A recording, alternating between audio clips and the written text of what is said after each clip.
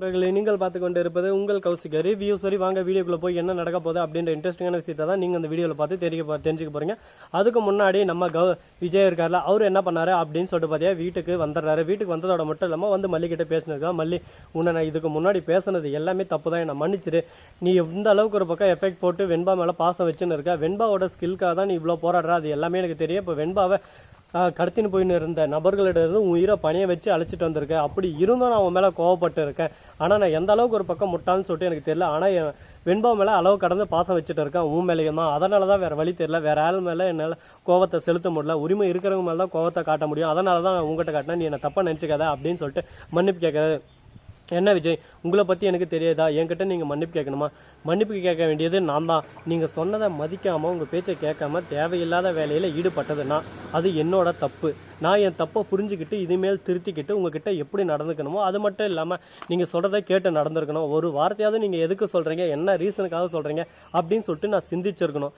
எந்த ஒரு சிந்திப்பும் எந்த ஒரு சிந்தனையும் இல்லாமல் முட்டாள்தனமாக நடந்துக்கிட்டதுன்னா என்னோட தப்பு தான், என்னை மன்னிச்சிருங்க அப்படின்னு சொல்லிட்டு மனசார மன்னிப்பு கேட்குறாங்க.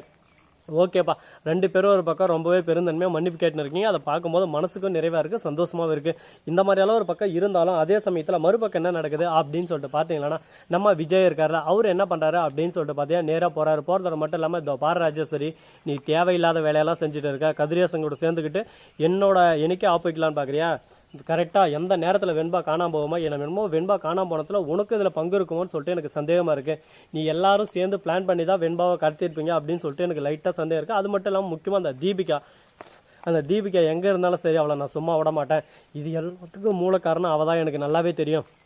தீபிகா பிளான் பண்ணி கரெக்டாக எந்த இடத்துல என்னை அடித்தா நான் வீக் ஆகுவேன் அப்படின்னு சொல்லிட்டு அவளுக்கு நல்லாவே தெரியும். அதை பிளான் பண்ணி தான் செஞ்சுருக்கா. அவளுக்கு சரியான பாடத்தை நான் போட தான் போகிறேன் அப்படின்னு சொல்லிட்டு சொல்லிருக்காங்க. இதை கேட்டதும் ஓஹோ நானா, என்னடா இது கொடுமை, என்னடா இது அப்படின்ற மாதிரி தான் ஒரு பக்கம் ஷாக்கிங்காக இருக்குது. சரி பரவாயில்ல, பார்த்துக்கலாம். எவ்வளவோ பிரச்சனைகள், நஷ்டங்கள், துக்கங்கள், துயரங்கள் எல்லாமே நம்ம கடந்து தான் இந்த இடத்துக்கு வந்திருக்கோம். சாதாரணமாக ஒன்றும் எல்லாரும் வர்ற மாதிரி நம்ம இந்த இடத்துக்கு வந்துடலைங்க.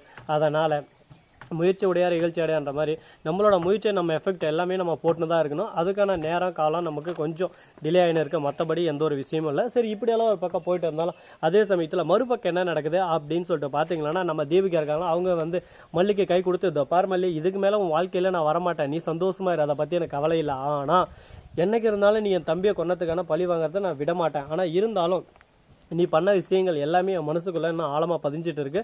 என் பொண்ணு, அவளால் தான் உன் வாழ்க்கையே காப்பாற்றப்பட்டிருக்கு. அதனால் என் பொண்ணுக்கு நன்றி கடன் மறக்காமல் இரு அப்படின்னு சொல்லிட்டு மனசுக்குள்ளே நினச்சிக்கிட்டு அந்த இடத்துலேருந்து விலகி போகிறாங்க.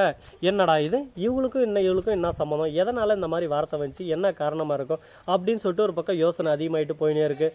ஒருவேளை இப்படி இருக்குமோ, ஒருவேளை அந்த மாதிரி பிரச்சனையாக இருக்குமோ அப்படின்னு சொல்லிட்டு நிறையா சிந்திக்க தோணுது. என்னங்க பண்ணுறது, வாழ்க்கையில் கஷ்டம் வரும்போது தான் பல விஷயங்கள் நம்ம நினைவுக்கு வரும். அந்த சமயத்தில் புரிதல் வரும் இல்லை, அந்த புரிதல் தாங்க வாழ்க்கையில் மிகப்பெரிய ஒரு அடியவே நமக்கு உருவாக்கி தரும். அந்த மாதிரி ஒரு சூழ்நிலை தான் இப்போதைக்கு வந்திருக்கு. இந்த சூழ்நிலை இதுக்கு மேலே வரக்கூடாது, இதுக்கு மேலே எல்லாரும் நல்லா இருக்கணும் அப்படின்னு சொல்லிட்டு நாம் நினச்சிருக்கோம். அது போல் நடக்குமான்னு சொல்லிட்டு பொறுத்து வந்து பார்க்கலாம்.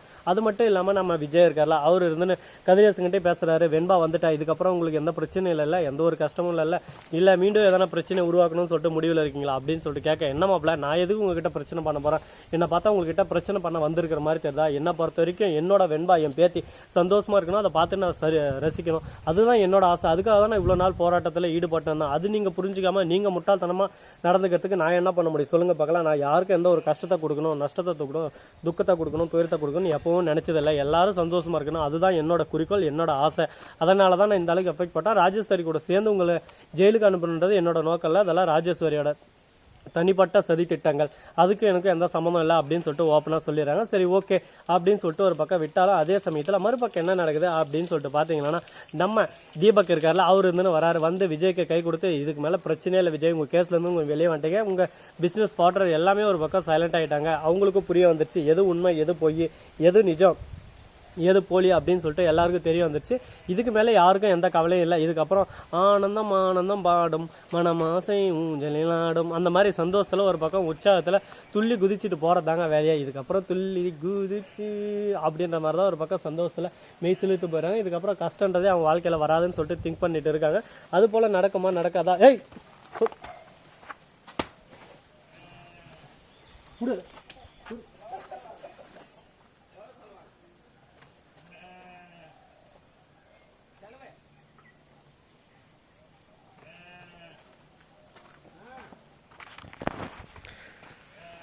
இந்த மாதிரி தாங்க ஒரு பக்கம் போயிட்டு இருக்குது. சரி பரவாயில்ல, எவ்வளவோ பார்த்துட்டோம், எவ்வளவோ நடந்துச்சு, அதனால் எந்த ஒரு கவலையும் நமக்கு இல்லை. இதுக்கு மேலே நம்ம என்ன பண்ணலாம், எப்படி நம்மளை இம்ப்ரூவ் பண்ணிடலாம், அதை பற்றி தான் நம்ம யோசிச்சு சிந்திச்சு ஒரு காயாக நகர்த்த ஆரம்பிக்கணும். சரி பார்ப்போம் இன்னும் என்னென்னலாம் நடக்க போகுது, இதெல்லாம் நடக்க போகுதுன்னு சொல்லிட்டு. இது மட்டும் இல்லாமல் உங்களுக்கு இன்னொரு இன்ட்ரெஸ்டிங்கான விஷயத்த சொல்ல பாருங்க. அது என்னடா அப்படின்னு சொல்லிட்டு பார்த்தீங்கன்னா, நான் ஊரெல்லாம் தேடி ஒருத்தரை காணுன்னு சொல்லிட்டு தேடின்னு இருந்தேன்.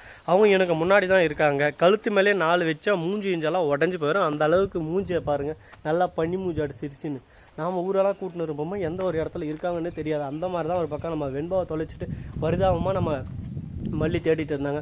அந்த பரிதாபமான நிலை வேறு யாருக்கும் வரக்கூடாது அப்படின்னு சொல்லிட்டு நீங்கள் நினச்சா ஆமாம் அதுக்கு நீங்கள் பண்ண வேண்டியது மறக்காமல் இன்னொரு விஷயத்த சொல்ல போகிறேன். அப்டேட்டு மேஜிக் இன்றைக்கி வேறு எங்கள் ஊரில் சடனுங்க. அதனால் நான் கொஞ்சம் சில பல குணசட்ட வேலையெல்லாம் செஞ்சு வச்சுருக்கோம். அதெல்லாம் இன்னும் கரண்ட்டாக இருந்தால் தான் தெரியும். பார்ப்போம் எல்லாமே ரிசல்ட்டில் வருமா இல்லை ரிசல்ட் இல்லாமல் ஒரு பக்கம் ஃப்ளாப் ஆகுமான்னு சொல்லிட்டு பொறுத்து வந்து பார்த்தா தெரிய போகுது.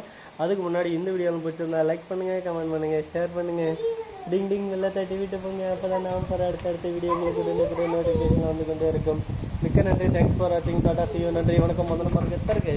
ஐயோ காற்று வருது அம்மா.